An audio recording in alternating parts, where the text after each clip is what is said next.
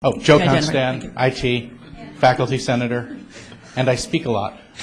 We stand here alongside our beloved university, beaten up and slashed in recent years, short on blood, with more attacks on the way. The ambulance pulls up, but we're offered no surgery, no transfusion of blood, not even a tourniquet. No, we're offered a Band-Aid and asked to take up a collection to pay for it.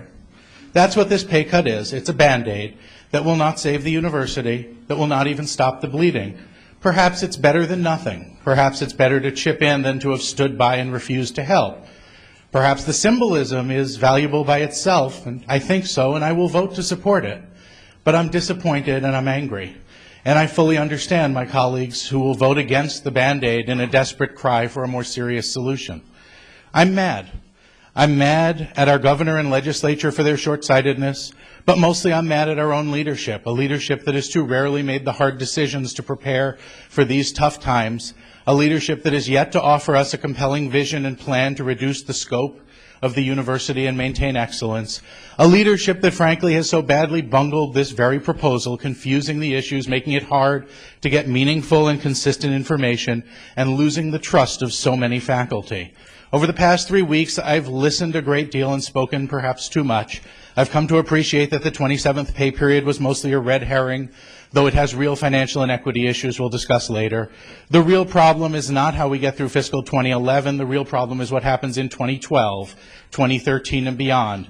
I've not heard a single faculty member oppose a temporary pay cut if that would solve the problem. But all I've heard about the future is trust me. I've heard some half-completed plans for the coming year, plans that seem to keep changing, and I've heard that 2012 will be worse.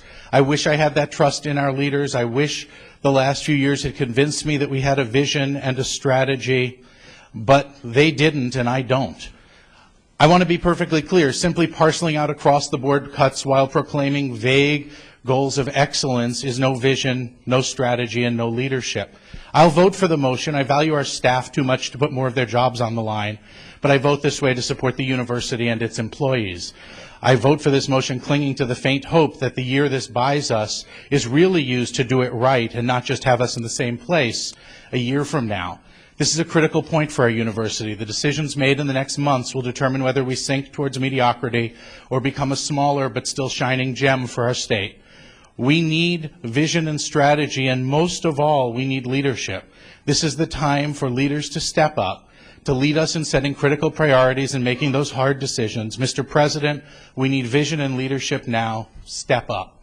Step up, Mr. President. Step up or step aside.